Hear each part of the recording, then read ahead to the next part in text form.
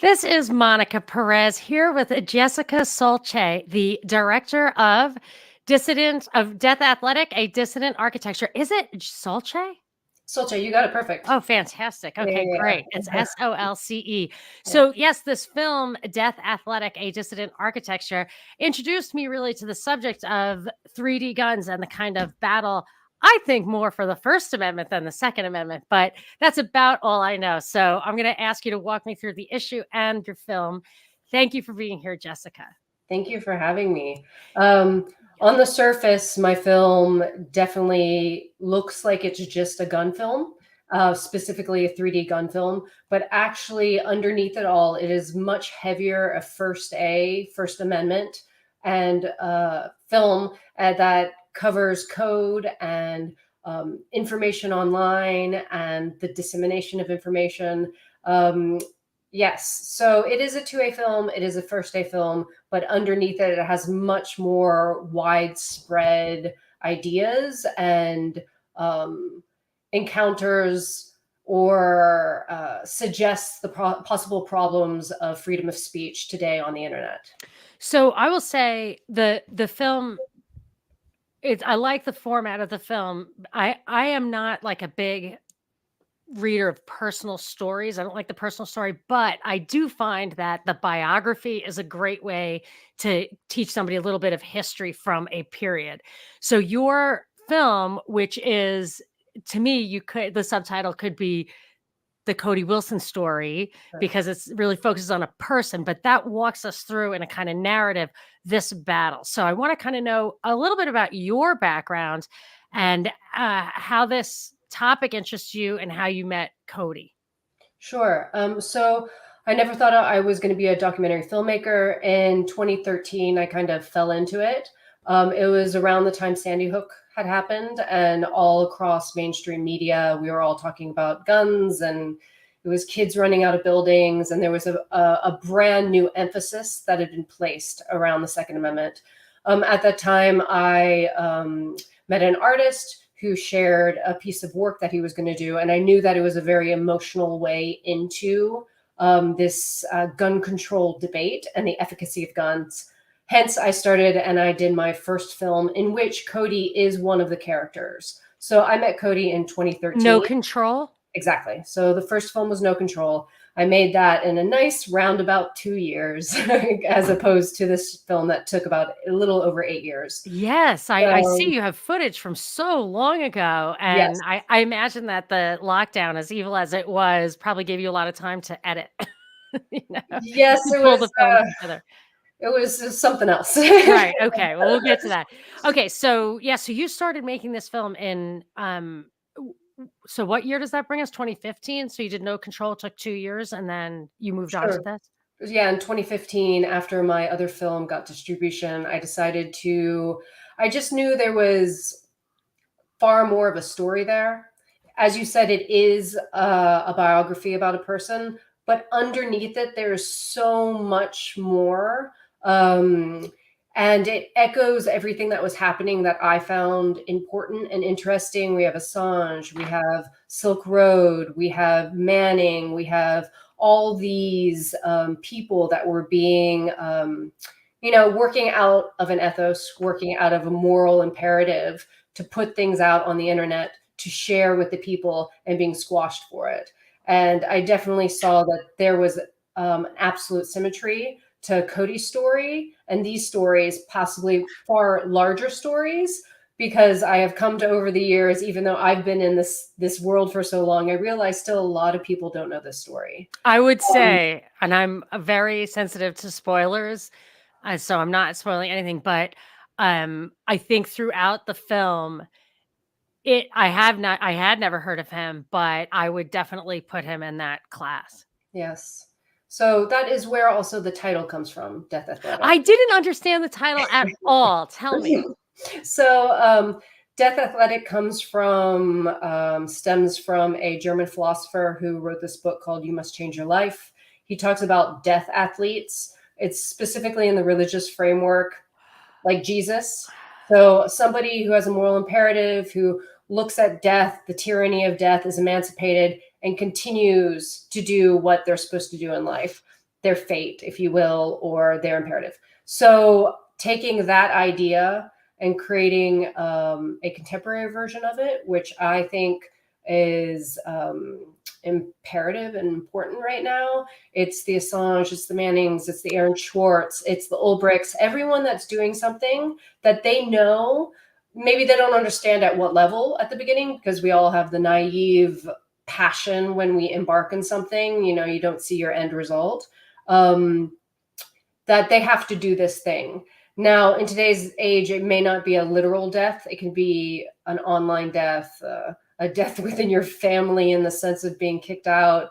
Aaron Swartz, unfortunately, it's, a real death. I would say prison is a real death. I But mean, there was also some people who went to the mat for like not getting a vax, losing a job, not being able to support a family. Like there was some of that. I think this is important. I think it's an important slogan and a courageous epithet to grab a hold of.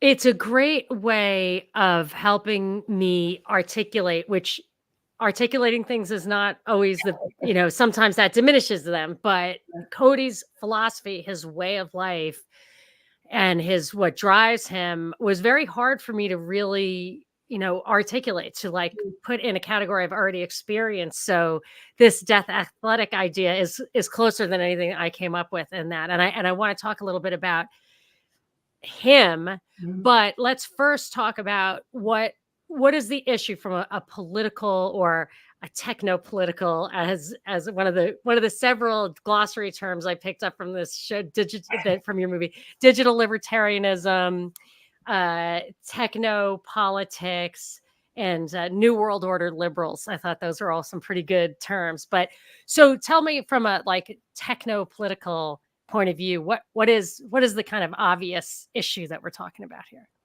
Well, on the surface, it's Cody and Defense Distributed took the gun and put it into the digital era, right?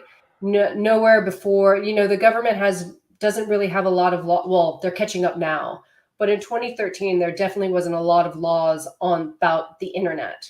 The internet was a new frontier, and they took the symbol and with great mischief put it on the internet. And to this day, a lot of people there's a lot of people that believe he was actually selling physical guns. This is a story about code. And it goes back to PGP, Zimmerman and Bernstein in the early 90s, trying to put code online. And they encounter what we have, which is called the ITAR, that came about during the Cold War era. And once these laws were in place, they were never taken away. And they were to safeguard ideas, munitions, military implements, everything from like people sharing them with like Russia, with China, What etc. year did you say ITAR was established? Oh, well, Did that you just was say that? Cold Sorry. War, during the Cold Cold War. War, right? Yeah, Okay, yeah. Cold War era stuff. So So it was about keeping secrets it's about between the Iron Curtain, right? exactly. And then once they put those in place, they never, were taken away. They're in Interesting. place to these days. So You but, know, yeah. some of these wartime laws, they slide in there. They exist from the past, and they also try to tap into them now. Defense Production Act, stuff like that. Got to be careful what is done in the name of war and Cold War. For sure. Like once they're in place, they don't get taken No, away. They're just Leviathan. used as more leverage and, Right. for the next war, which is Yes, yes, on a us. constant flow at the moment. Yeah. So it's about code. He moved it into the digital era. He put guns as an idea on the internet. And this caused just, we're post Sandy Hook. This is a time where everyone's discussing gun control, what can be controlled.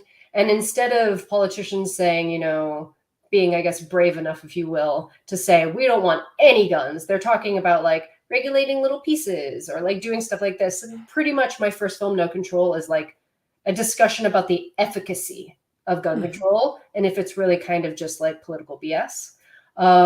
Because it's not possible. It's such a simple, this is what, when you were on Gabriel, my fellow podcaster friend, Gabriel Custodiet on the Watchmen Privacy podcast, who turned me on to you, he was saying that it's just such a simple concept. Yeah. What a gun is. It's it's like an explosive, a projectile, a hammer, and a tube. Sure. And you're not really going to be able to eradicate that. Sure. And a lot of people still don't understand that in the United States, it's federally legal to make your own gun at home. And people have been doing it way before the internet, right? Like for people do it, hobbyists do it. They just use massive CNC machines in the past. These last 10 years have really just developed the abilities. CNC has become desktop, like the Ghost Hunter. You have 3D printing. It's just pushed development and manufacturing into literally the hands of the people, right? In a very, very quick way. So this film like covers all of these things, but it's really about also the government's ability to interject in between you and your computer and the information that you can receive and share, and who gets in trouble for it. So there was a great line that he said, like, why would you need a background check to download a file, in response to one of the questions from the press. Which is, that's a great moment. Oh, I think you might for medical devices. I think they might have ushered that in during COVID, that one thing you cannot download is files for medical devices. Did you see that? You need the license for I'm that? pretty sure. I think I remember The something new one. like Yeah. this. I mean, but it's absurd. It's like Yeah. it's the holding back of information. It's Aaron Schwartz wanted to release information, and he Yeah. got in trouble for just wanting to release information, which I believe was publicly funded in the first place. That's the thing. They claimed that it was private because it was like at MIT or whatever, but MIT is an arm of the Defense Department. All that stuff is publicly funded, then goes into the coffers of corporations. And so, yeah. And I mean, I don't know how far of a libertarian you are, if you even are a libertarian, but I don't believe in copyright or intellectual property at all. It's just information. It's just ideas. How can you ask the state to come into somebody else's house and tell them to expunge an idea or not use an idea they have in their head, which they may or may not have gotten from you? And that is what they do. They enforce that. Yeah, heavily.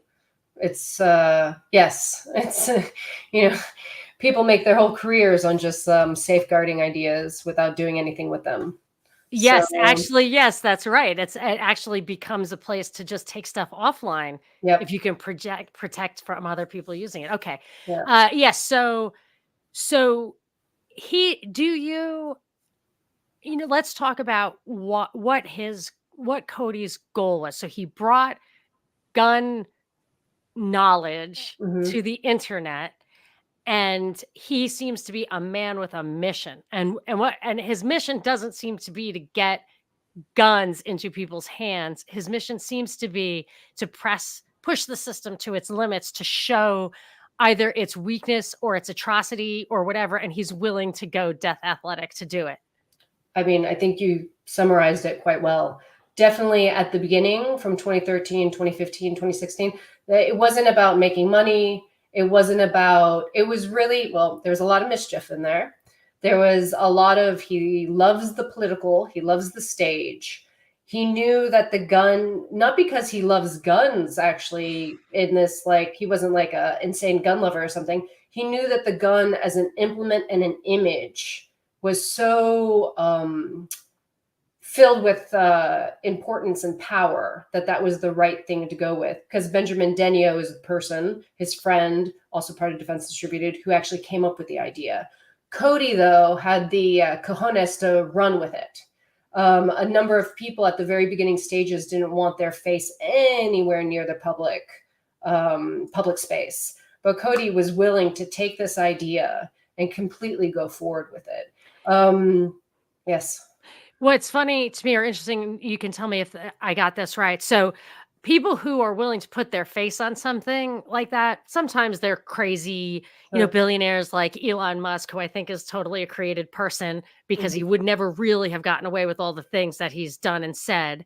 But but a lot of times it's because you have, or someone's more prone to have that courage if they don't have a lot to lose. If you spent 30 years in an industry and by blowing the whistle on it, you lose everything and you have kids. I mean, it's hard, but if Sure. he did not have lots to lose, but on the other hand, it takes money to do this. It's hard to, how are you going to do this? So either he had a lot of money or his parents had a lot of money, in which case he would have had something to lose, Mm. or he didn't. And he had to just scrounge it out. And I can't see how so you're telling me he was willing to put his face on it. So I feel like he was willing to lose what he had, but I can't understand how he was able to fund what he said was mainly just the key to AI and 3D stuff is lawyers. So he was very young.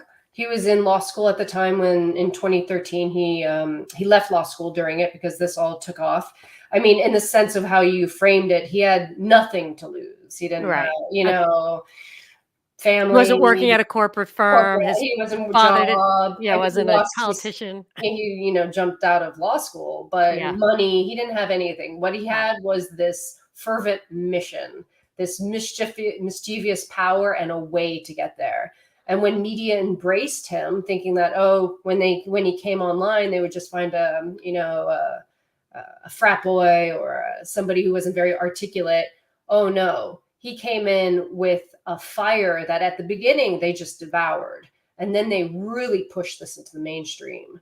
Um, but like I was saying originally, when I think some people don't understand the actual, like, the time frame and what happens in life, and what took just a fun and a game, even though like the stakes were really high, it follows you, right? And in 2015, he realized that the government was never going to say what you did was criminal or not, what you did was wrong or not. You can't do this, you can't. They wouldn't say anything. They just left it hanging. So, he was like, okay, well, you know what? I'm in it now. This is part of my life. I'm ready to go. Let's sue the DOJ. And because he didn't have money, he came up with this idea, and well, his team came up with this idea of the Ghost Gunner, which was the very first desktop CNC mill. And with the What profit is CNC? CNC, I don't even know what it stands for, But but I it's mean, it's the basically machine that cuts or that machine prints? that cuts. Got it. So like they used to be massive CNC mills. You put a Right. piece in there, drill a little hole, Yeah, you move like a to job another shop. mill. Yeah, It's a like you go mill. in somebody's, garage or a job shop that has, a lot of space and then Yes. safety. But yeah, so I've seen the machine and it Yeah. looks kind of like what I thought a 3D printer looked like, at least the size. Sure. So Yeah. Yeah. that those are two different things. A 3D printer, which is plastic, Yes. polymer, whatever, and then the other, which is it can actually cut metal, which changes the game. Two very different things. And what started out aluminum now can do steel. We're many, Wow. many years later, right? So for funding the government, he came up with this idea. It worked. Ghost Gunner worked, and then all that money started funneling back into, as you said, paying off the lawyers. So Um, he was selling machines, and then those machines, those were also digital, like they had code in them that like yeah, I how do mean, those machines you have to feed these CNC machines code in order right, to know where to put the cuts, where to right, make okay. the So marks. it's smart. It has a motherboard or whatever. It's Yeah, smart. yeah, yeah. Those It's like machines. Okay, it hooks to your computer, but it has. got it. I Okay. don't know if I think it I has a understand. computer in it as well, a I'm motherboard. just saying he's not selling guns, he's selling machines. So his guy, You- Sullivan, Yeah, two separate made things. So this machine, and you that's how start. they made money. Yeah, I mean, two separate things. You start out with the Liberator, which is the 3D plastic gun.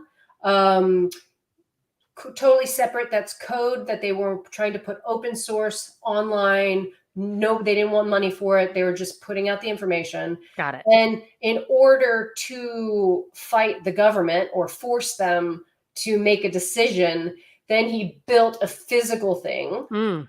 that Wow. he could sell, that could be used not only to build a business, but also to fight the government. So that was 2015. And then that machine has morphed many times over the years, as you know, a business and a machine does. Yeah, great. And that ability to have the Ghost Gunner absolutely affected his ability to continue all his legal battles, which have been many, many over the years. And that can be really exhausting and demoralizing. So he has definitely got something unusual to drive him on like that. Yes. And then he also had this partner, Ben, who I don't know if it's jokingly portrayed as an eco terrorist or whatever. Like, Ben was not super featured in it. And I don't know if he was there for all those years or just there in the beginning, but they seem to be equally combative against the powers that be in the beginning anyway. No, that wasn't a joke. That was okay. Fine. that was a true statement on Cody's side.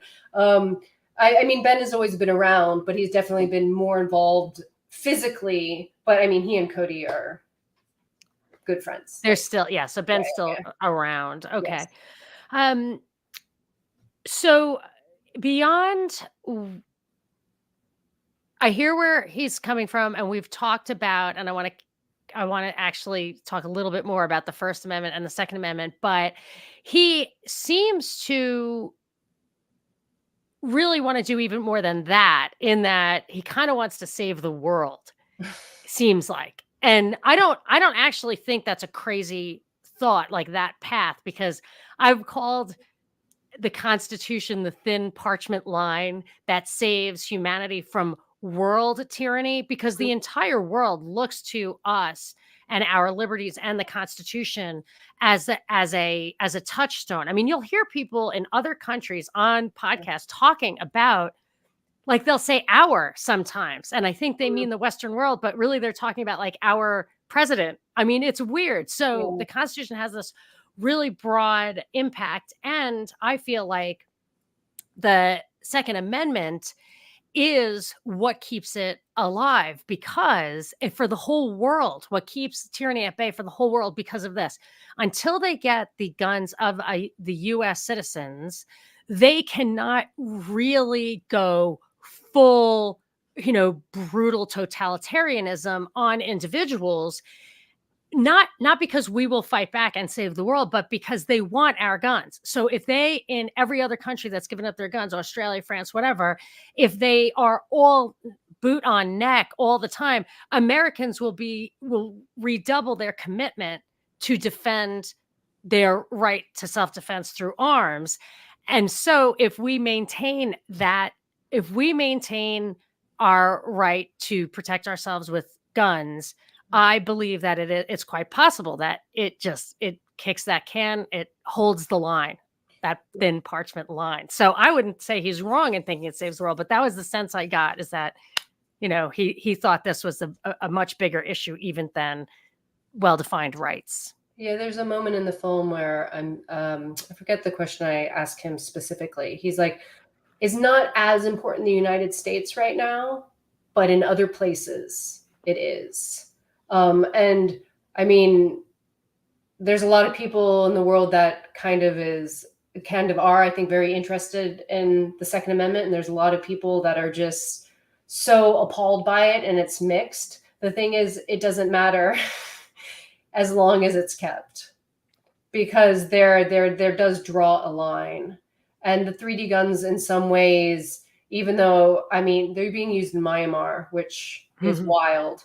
For individuals against the government. Yes, this is what I want to. It's so hard because the brainwashing is so intense, to get it out of your head that personal weapons are primarily for self-defense. Yeah, that's what they are. They're not for offense. When you look at gun crime stats, all you ever see are crimes. You never see the use of a defensive weapon in defense. Nobody is calling and saying, hey, I just scared a robber away with a gun. Like, nobody's reporting themselves, but it's supposedly in the millions, as opposed to the thousands of gun crimes that it probably saves millions of lives. But in people's minds, they think of guns as offensive weapons, and I would say they're, especially personal weapons, are primarily defensive. Yeah, I mean, the majority of media only focuses on one narrative. You can find the other one. Even though I've made these films about guns, people are always asking me about like statistics and stuff like that. And I really don't read any of it because at the end of the day, at least for me, it doesn't matter. It's Second Amendment has to stay. That's it. Yeah, You know, I agree with you. It's in the show, I think in your film, it says it's that gun rights are a human right, not a constitutional right. They're a human right. And the right to self-defense may, in my opinion, I've said this before, may be the only absolute right. The right to self-defense. You don't have a right to food. You don't really have a right to life. You're going to die, but you yeah, have a right to self-defense. you do. I love the meme where someone's always like, "Oh, but what do you think the government's gonna bomb?" And then you're like, "You're my neighbor. Like, do you think the government's gonna bomb us?" Like, like if we get attacked, we're all going down. That's not the point. Yes, Yeah. right. So, but before we move beyond the question of the international, there are two characters in the Mhm. film that I'm fascinated by in two different ways. So, Paloma Heindorf, Mhm. where did she come from? She's like in that electric company thing, like which person doesn't belong. She just is such a different. So you can see all the engineering nerds and all that kind of stuff, and Uh, where did she come from? I mean, obviously English, Yes, and obviously then English. she moved to New York, and then Mhm. she heard about Defense Distributed, and she went for it. She moved to Texas, and she got a job. Wow. So I believe that was like 2016 when she started January or something with Defense Distributed, and so she was there for a few years before the Yeah, criminal so stuff she happened. takes on a prominent role, and she has Yes. some, like, shining moments in the film, which Yeah. I found to be very authentic and impressive. But I also wanna talk about Jay Stark, who, has a very different approach. He's a German guy who was also a front runner in 3D guns, Mhm. and, he was critical of Cody, which you included, which I thought was kind of funny. He was also super, on the QT, totally masked up and had partners. And I mean, I don't know if it's a spoiler, so I'm not going to say what happened to him, but Oh no, I think whoa. if anyone knows, they know what happened. So, interesting within the story of the 3D gun world. Um, Nobody was really being a big player or taking on those mantles like Cody did, like Defense Distributed did, until 2018 came around. So it's in the film.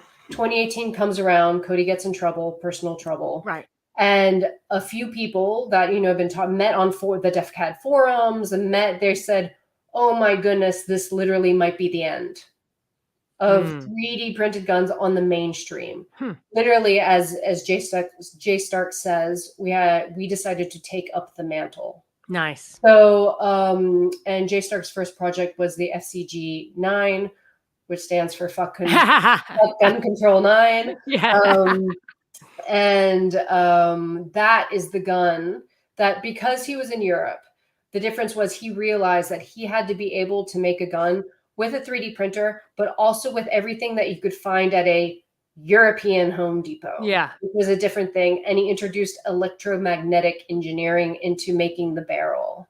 So, which was something that Jeff Rod, somebody else in 3D gun world, I believe, had been working on. So they were all talking, right? So it helped go into the FGC 9.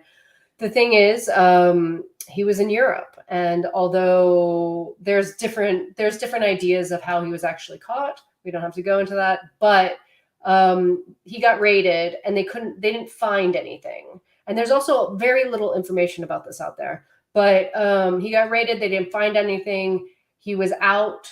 He was let loose. He goes to his parents' house. He has a heart attack in their driveway. It is easy to go down to the rabbit hole and be like, "Oh, they must have killed him." In the theme of death athletics, I actually think that they would have rather had him alive and suffer, because that is much more powerful to have someone in jail fighting to never be let out, because that fear level goes up far higher than just like getting rid of someone these days. I mean, who wants to be Assange right now? I mean, Right. he's Russ suffering beyond Ulbricht. anything, and we see it. Russ Ulbricht Or Ross is Ulbricht, absolutely, I right? mean, people don't even know who he is, and, like, there is nobody whose story is less told and who I mean, who just it's outrageous what happens, and what in his defense, he was not permitted to bring up in his defense that 2 Yep. of the investigating agents went to jail for malfeasance in their investigation, and they were highly motivated to get his Bitcoin. And Like they yeah, tried to escape the United States. yeah, and he was not allowed to that's I can't even Yeah, Ross Ulbricht makes me wanna cry. Catherine Forrest, which was the judge, never forget her name, Judge Catherine Forrest, didn't allow that evidence into the court. And the mere fact that when the first day of him going to trial, he said, okay, he admitted it. I created the site, but there are more than just me. Somebody else logged on while he's in prison as administrator. An absolute demonstration, right? Like all these things. I I think mean, they literally, like, snuck up on him in yeah, his home and found this yeah, I have a video about that. Cody talking about that in 2015. I mean, Noriega was let out in 20 years. Oh, forget it, like, Yeah, um right. I would love for you to make a documentary about Ross Ulbricht. I don't know if there is one out there yet, but I wanna say one more thing about Jay Stark. yeah. Is it called to mind a theory I have where so this guy in October 2021 in his late 20s died of a heart attack. And it was unheard of before the vax, unheard of. Mm. So he seems not like a guy who would get a vax. However, I'm not saying whether he did or not, and I'm not saying that's what killed him, but it reminded me of a theory I have that if you wanted to assassinate somebody young, Mm. right now, if like the state wanted to rub you out, play into what they may call a conspiracy theory, but Sure. just play into this weird trend. They call it SADS, sudden adult death syndrome. I call it just plain sad. Yeah. Like sudden adult death, there's no syndrome, you just die. Yeah. But why not play into that? So, like the Jay Stark thing is really fascinating to me. Yeah, and it's hard not to think of all those things. He did suggest in a number of group conversations that his life was short, and Oh, he had okay. and so he did suggest to a number of people that he had a health issue, Yeah. and he knew that he had to do something amazing with his life in a Okay. short time. And maybe the So stress accelerated his demise. That's for sure. possible. But I want to talk about Cody's issue just Mhm. cryptically because I don't the film the way you handle this arc was just brilliant. So Thank all you. I'm going to say is this: the person who caused him legal trouble, in my opinion, had to have set him up, and yet he just like just it was just a misunderstanding, whatever. Like he just does not claim that at all. And I just don't know what to make of that. If it's just he's because of he just doesn't want to cause any more trouble on that front. Um, I personally don't think it was a setup whatsoever. I mean, Really? no, I mean, that's the reason he's not in jail. She had a history. She was a Right, but that's minor. what I'm saying. Like I feel like she got herself in trouble and someone paid her in the government to pursue this. No?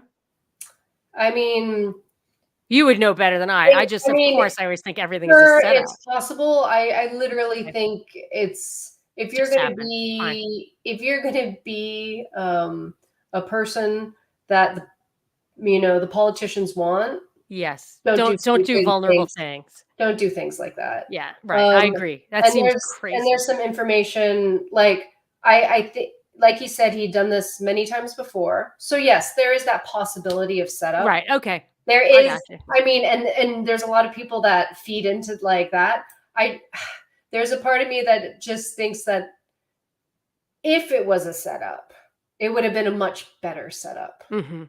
It would have stuck. It would have picked a girl that didn't have any history. Yeah, yeah, yeah. Yeah, It would yeah, have yeah. picked a clean. It would have Yes. had a lot more things going on. Okay. This was a really crappy setup if this Yeah. was a setup. Yeah. Okay. Well, I would have set this up better. I found the whole thing. I mean, it's just, when I don't know anyone Yeah. who had that happen to them, who died of a heart attack in their drive. I actually did know one kid once who was 14 who or 15 who did die of myocarditis like 15, 20 years ago. It's the only time I ever heard of it in my entire life. Now it happens all the time, Pretty rare. but I'm just saying, like when your two most prominent protagonists in your story are debilitated or dead or whatever halfway through, I'm like, I mean, it opens that whole bag for sure. yeah, but sometimes a cigar is just a cigar. Sometimes. So And maybe we'll never know, but definitely, Cody does not throw her under the bus right, no, for whatsoever. sure not. Okay, well, Um, fair enough. So you'll have to watch the film to yeah. decide for yourself what exactly happened there. It's the But only place he ever talks about any of that. So it's absolutely yeah, exclusive. So if you want to know why Cody Wilson did not go to jail, it's in there. yeah, no, I mean, it was I thought it was very well handled on all fronts Mhm. and really, I mean, I had to think about it. So interesting. And it is actually good to, if you're like just about everything that's in the mainstream that has like political ripple effects to me is carefully controlled, totally curated. I mean, Edward Snowden's fake in my opinion. So like I always think everything is fake. However, in real life, I don't think anything's fake. I don't walk Yeah, around thinking people are lying to me or whatever. And this kind of it's a way to, what you're saying, it's a way to be like, okay, this is probably a real thing. What does a real thing look like? And sure. that helps you stay, because I think the more fake stuff we're fed, the sloppier they can be without detail, repeating themes. They can really create psyops more and more easily as our entire world becomes digitized, and we just don't even know, we don't even have enough authentic experiences to compare with. Yeah. So I find that interesting too, and how in the treatment of that storyline. I mean, it's not a storyline, it's the real events. Okay. Oh, all right. Well, on that note, so I'm gonna say I always wonder if people are fake. So is this guy somehow like setting the 3D thing up for something, right? Like, who knows? I walked away thinking not, Okay. but the only possible avenue where that could be the case would be if his it's like Roe versus Wade. By overturning Roe versus Wade, I believe they're trying to usher in a constitutional amendment by which Mhm. everyone in the country would be entitled to abortion on demand paid for.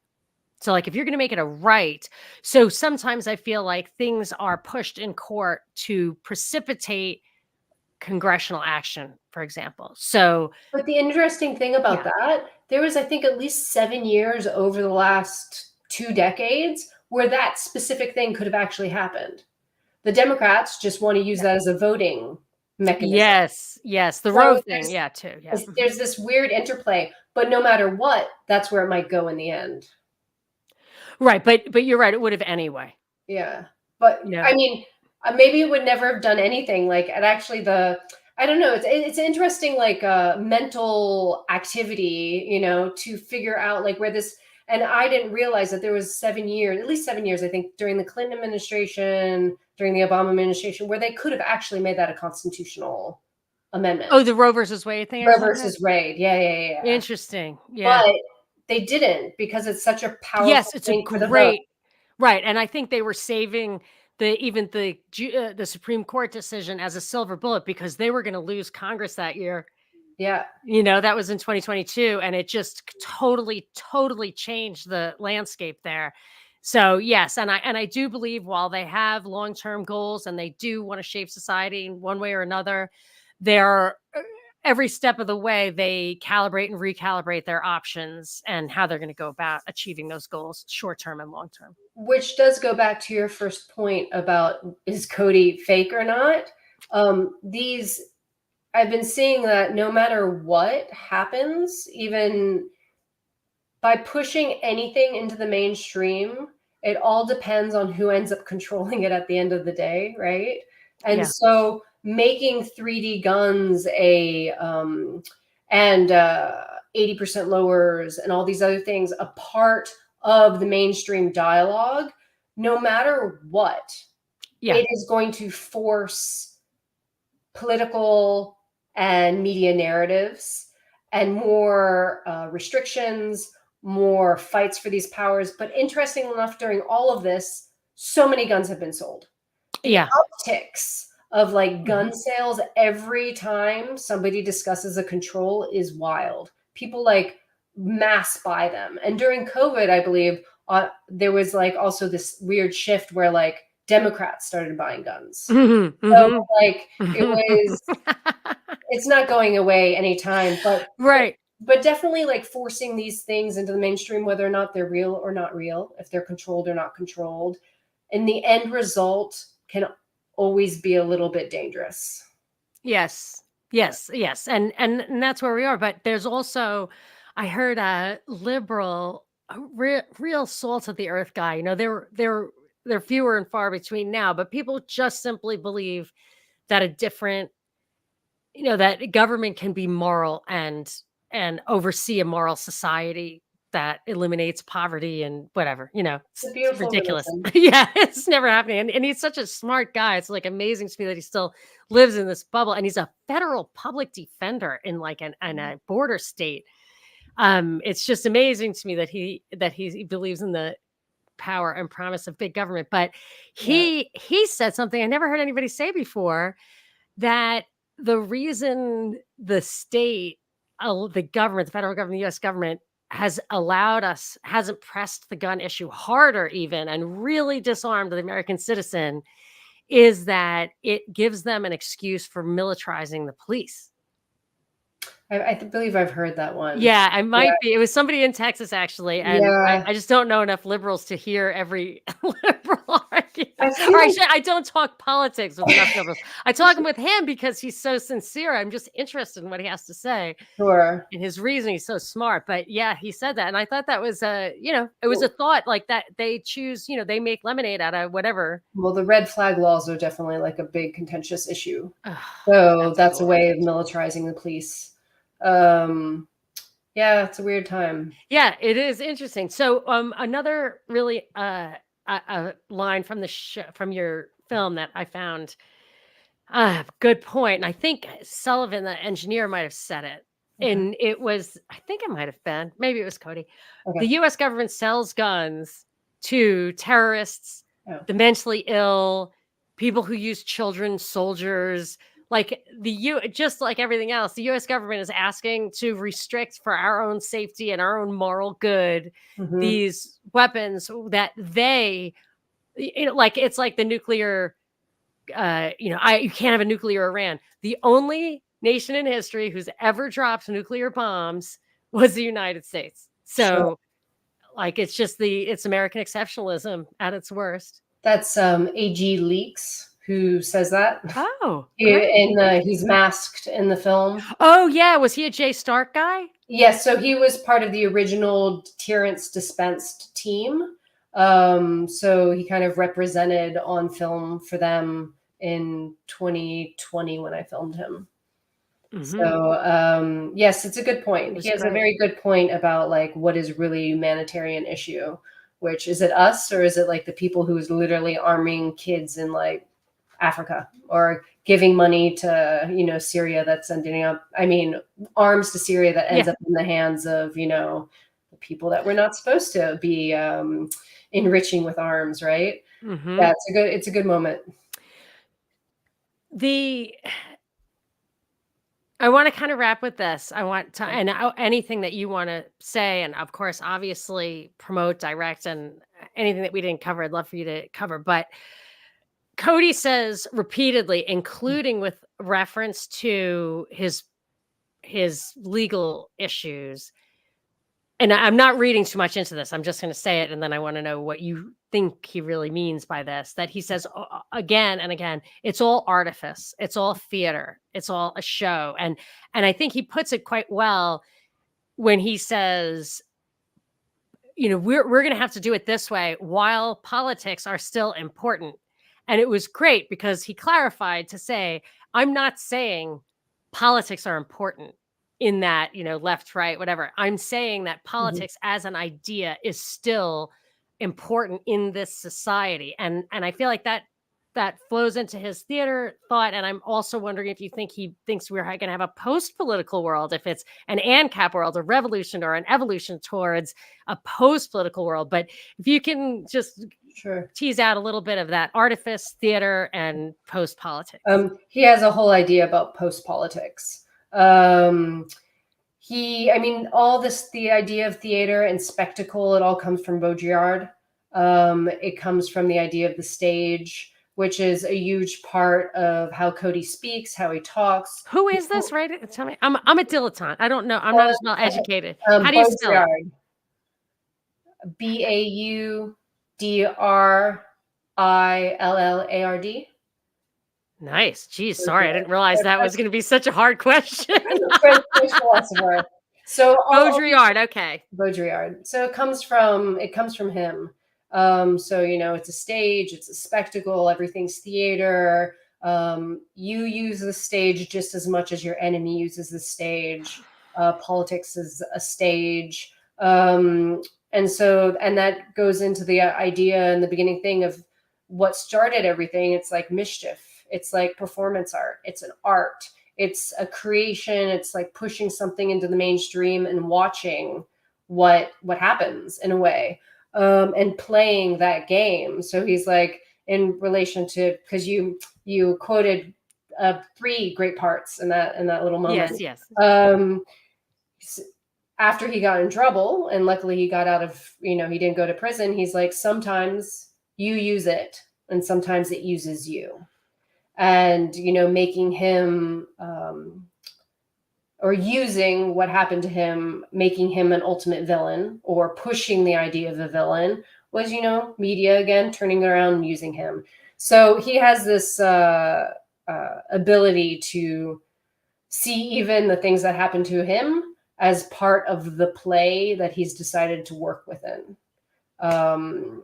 He has to, angel and devil, hubris falls and grows again, like all of these things.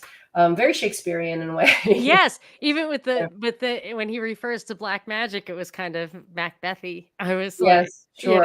it's like this is my comeuppance for having dallied with these forces or something. Sure. It's just very interesting, a Yeah. very interesting film. So yes, so he says that it's all theater, and then what was the second part of my About way too long politics. question? Yes, post politics, yes. Oh yeah. I mean, I think he does at Bear Arms and Bitcoin. He did a speech, which I think is called the Post Political, which you can check online. And he has this idea of the post politics. So yes, that's where he is at least.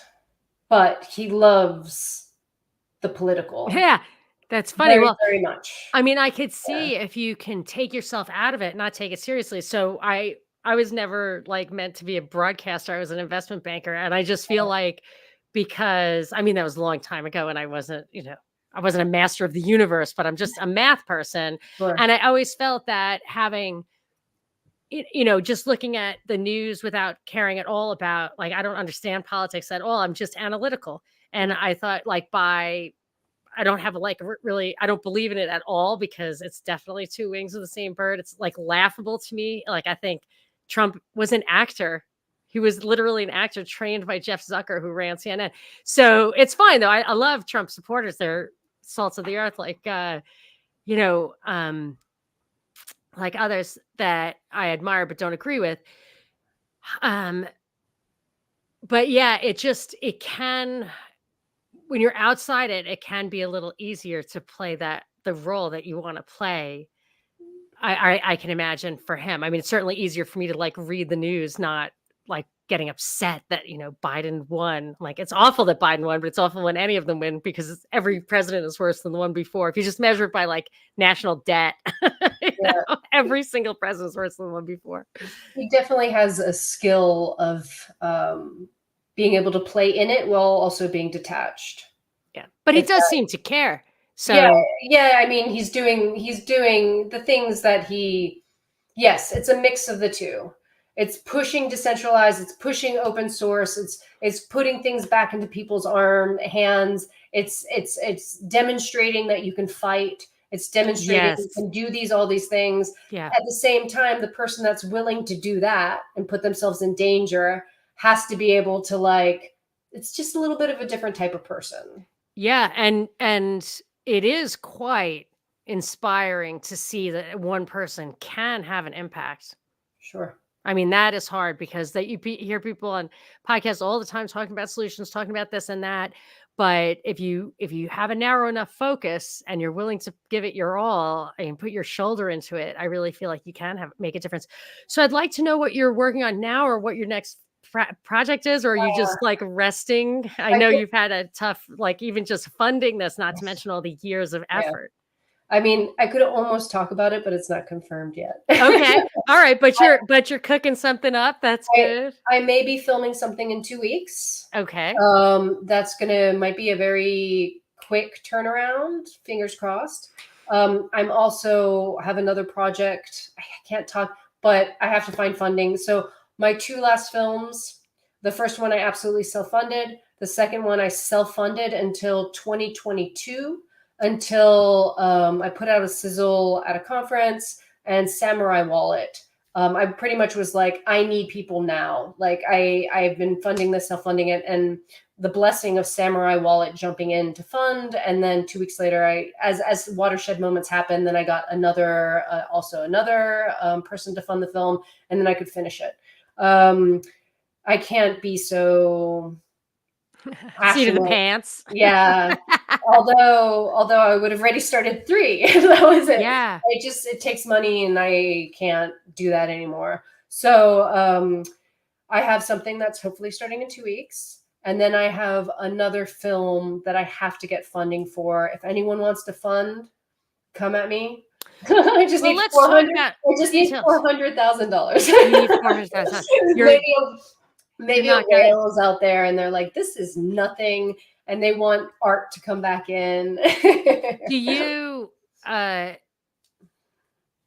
you tap into at all? Sometimes I hear there are libertarian networks where people do get funding. Like, do you have some friends at the, whatever I, I, ha- libertarian I haven't yet organizations? been able to tap into any of that Hmm. now. So, but who knows? The thing is, this film, Death Athletic, why it's so important. Thank you for having me on, and why this is so great to talk to you and everyone else who is interested is because this film could not get onto mainstream circuits. Yeah. I started trying to sell this in 2019. I was It told should be on Netflix for sure. Thank you. I was I mean, told it was the wrong side of history because this is and about a they're all saying, person. yeah, they're no. Yeah, like it was literally said, and I was like, "There's no way somebody actually said that." It Yeah, was, um, that's but this wishful is, thinking. this is a snapshot of, I think, a super important moment in history. Whether you come out of the film liking Cody Wilson, 3D guns, all the players, or not, the problem of the time is most people don't even know what they're talking about. They just are like, guns bad, this bad. Everyone says this must. They don't know the story. They don't understand that this is not really just a 2A situation. This is so much more. This is, it covers so much more. That's Well, and it's a window into the future. And when I look at things like AI, 3D printing, technology overall, the internet, the internet was created by the Defense Department, but in order for them to be in every home and control every single, interaction that we had, they had to give us something in return. And for a long time it was limited hangout, which just gave us so much information. And now with AI, 3D printing, stuff like that, they can't come out with it highly like locked up because people won't adopt it. So this is an opportunity. It's very dangerous for them, but they have to do it or it will not be adopted and understood. So I think you're giving people a window into what the potential is. And, the more people who jump on that on our side, the longer it'll take for total tyranny to descend. It's important. And you can see from like the AI bill, which I don't know if it actually got passed, but, they technically they're just saying if you have an AI company, you have to let us in the back door from the beginning, Yeah.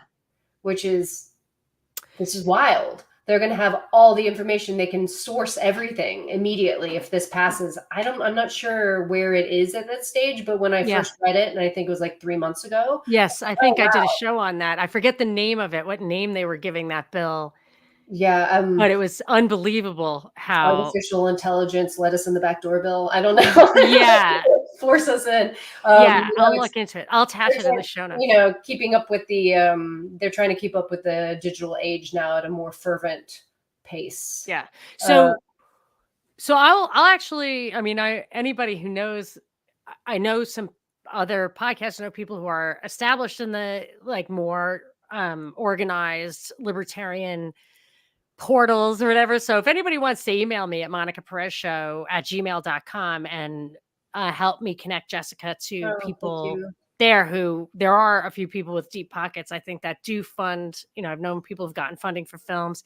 Awesome. But what my people can do, it's a much smaller scale. But if everybody listening would just rent the film, I got the standard def one for $3.99 because I was halfway through it and you did give me a version, but I think my thing expired. So anyway, but I'm happy to support. So I got the standard version on Amazon. You can get it on YouTube. You can get high def. You can buy it. But if it would be a nice thing to do, support a good cause and facilitate future movie making. And it's actually such a great story. It's so important. I love that it has a personal element to help you kind of follow the narrative. But the actual issues, the First Amendment, Second Amendment, bigger picture stuff, very fascinating. And that is Death Athletic, a Dissident Architecture. So I'll put that in the show notes, which you can find at monicaperezshow.com. I'll put some of the books and resources that you've talked about more on you. But can you tell people how to keep up with what you're up to follow when you are making an appeal for, another film, when you're going to start producing that or when it's available? How do people follow you personally? Sure. I'm currently interacting with Twitter. So fair enough. As long as that lasts. Yeah, I'm trying to work it. Jessica Solce is my moniker or whatever. No punctuation, SOLCE. Yes. And deathathletic.com will give you all the ways that you can buy the film. Fiat, you can do BTC Pay. There's options there. You can buy direct or you can go to Amazon. And a few other ones, but buy direct. It does. I know. I'm sorry, but no, not you. I do for easy things. No, I know, but I always go for the easy stuff. But yes, deathathletic.com would be a great place to go for all of those resources. Yeah, it has all the links, resources. If you're, there's some people that are still super into Blu-ray. I have a Blu-ray. Wow. Yeah, there's a whole. Yeah, because the quality was so great. I was surprised how many people reached out to me directly, like, "Are you making Blu-rays?" And I was like, "Wow, there's a whole demand for Blu-rays still." And had you already done it, or you started to do it? It was in the process. So they just came out. Well, they came out, but now they're really out in last week. Oh, I'm gonna have to go backwards and start doing Blu-ray for sure. Yeah, go backwards. Yeah. So Death Athletic, and so I'll be posting. If I start something in 2 weeks, I'll be posting if I'm doing a fundraiser. And if you want to reach out to me, well, why don't you reach out to me when you want to come back and give people, or you want me to tell people about what you're up to? I'm happy to. Thank you. So just let me know when you're ready and what you want people to know. Yeah, I love to. I love talking with you. Thank you. Thank you. Thank you so much, Jessica Solce, for joining us today. Thank you all for watching and listening to what is officially now no longer Deep Dives with Monica Perez. I got my old feedback from my radio channel, radio station, WSB. It is now, once again, the Monica Perez Show. Thank you very much. Bye.